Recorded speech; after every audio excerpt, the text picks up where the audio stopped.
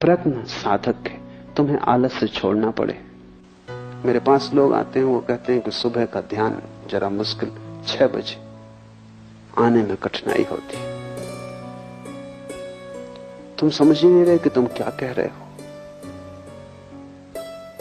अगर तुम्हें 6 बजे उठने में कठिनाई हो रही है तो तुम्हें मन के बाहर जागने में तो भयंकर कष्ट होगा। अगर 6 बजे उठने में तुम्हें इतनी मुश्किल मालूम पड़ रही है तो जीवन के चाक से छलांग तुम कैसे लगाओगे?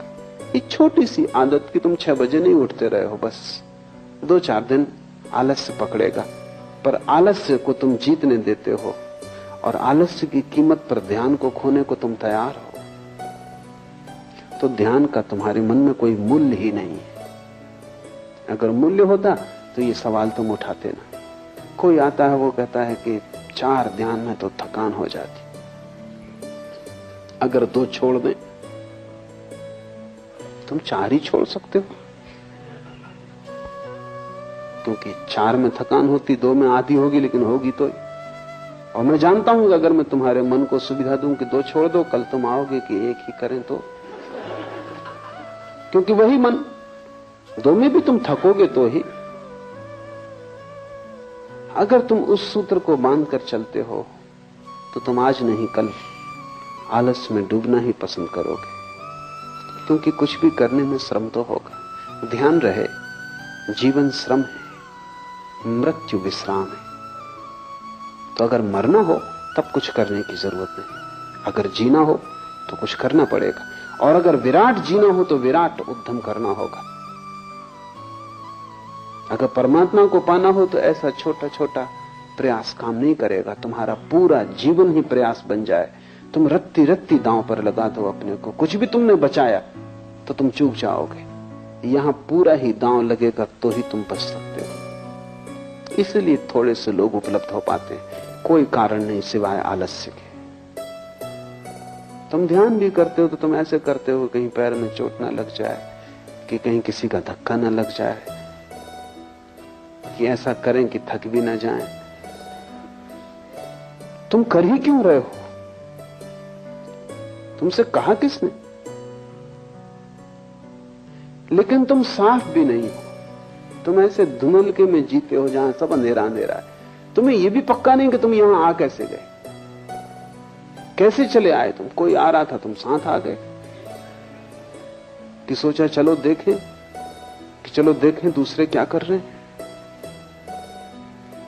तुम ऐसे ही धक्के खा रहे हो और ऐसा अनंत जन्मों से चल रहा है, लेकिन धक्कों से कोई मंजिल पे नहीं पहुंचता। मंजिल कोई संयोग नहीं कि तुम किसी भी भांति पहुंच जाओ।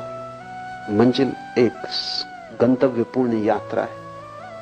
मंजिल एक दिशा की तरफ सारे जीवन की धारा को लेकर चलने का श्रम। मंजिल एक संकल्प है। संकल्प करते ही तुम्हारा मन एक धारा में आ जाता, शक्ति इकट्ठी हो जाती, तो ऊर्जा तुम में महान है। तुम जितना सोचते हो कि इतनी कम शक्ति है कि इतने जल्दी थक जाओगे, वो तुम गलती में हो। मनुष्य के शरीर में शक्ति के, ऊर्जा के 3 तल है।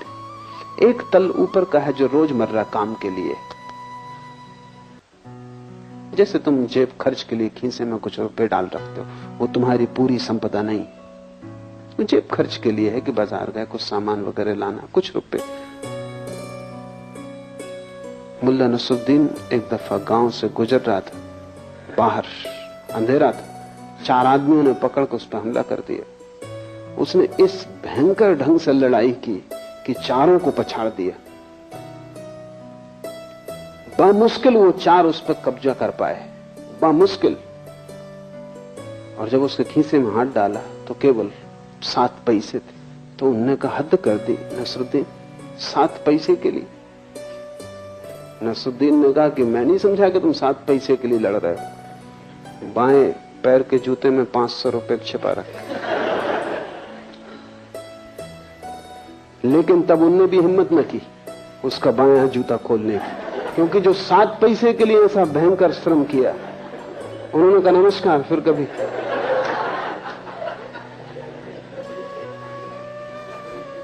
वो जो तुम्हारी रोजमर्रा की ऊर्जा है वो 7 पैसे से ज्यादा नहीं है। वो रोज काम के लिए है, उठना बैठना, भोजन करना, पचाना, सोना, कामधाम, ऊपर का अंग है, खीसे में पड़े हुए पैसे। जब तुम ध्यान शुरू करते हो वो चुक जाती, जल्दी चुक जाती, क्योंकि ध्यान उसने कभी किया नहीं, वो एक नया क्रम शुरू हो गया।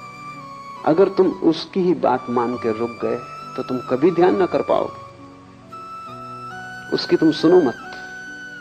अगर तुम किए ही गए, जल्दी ही तुम पाओगे कि दूसरे तल की ऊर्जा संलग्न हो गई। कई दफे तुम्हें अनुभव भी होता है, तुम बैठे हो, रात सोने जा रहे थे, ऐसी नींद आ रही थी कि पलक खुलते नहीं खुलते थे कि तत्क्षण घर में आग लग गई। फिर तुम सो पाते हो, फिर तुम कहते हो मुझे नींद आ रही ना, नींद तिरोहित हो जाती। कहां से ये ऊर्जा आई? अभी तुम झपकी खा रहे थे और तुमसे कोई कहता गीता पढ़ो तो तुम कहते हो मुश्किल,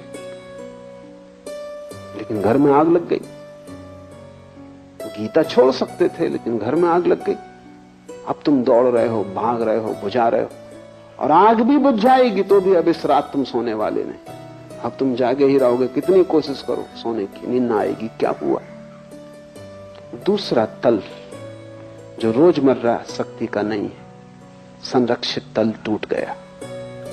उसके टूट जाने के कारण तुम इतनी ऊर्जा से भर गए हो कि सब नींद खो गई। अगर तुमने ध्यान का प्रयोग जारी रखा, तुम थके ना, जल्दी ही दूसरी ऊर्जा उपलब्ध होगी। उसके उपलब्ध होते ही तुम पाओगे कि कितना ही ध्यान करो थकने वाला नहीं है, कुछ भीतर खर्च होने वाला नहीं। ये भी दूसरा तल है, एक तीसरा तल है। ये दूसरा तुम्हारा खजाना है, ये भी चुक सकता है, इतनी आसानी से नहीं जितनी आसानी से पहला तल चुकता है। ये भी एक दिन चुकेगा। महत उपाय तुम करते रहोगे ध्यान के तो एक दिन ये भी चुकेगा, और तब तीसरा तल टूटता है। वो तल तुम्हारा नहीं, वो परमात्मा का है, वो कभी भी नहीं चुकता। लेकिन अगर तुमने आलस्य किया तो तुम दूसरे तल पे ही नहीं पहुंचोगे, तीसरे पर पहुंचने का तो कोई सवाल नहीं। परमात्मा परम ऊर्जा है, तुम्हारे भीतर ही छुपा है।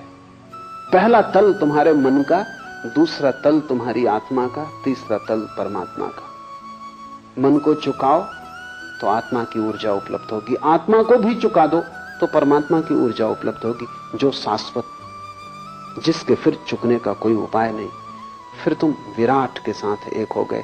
इसलिए शिव कहते हैं प्रयत्न साधका।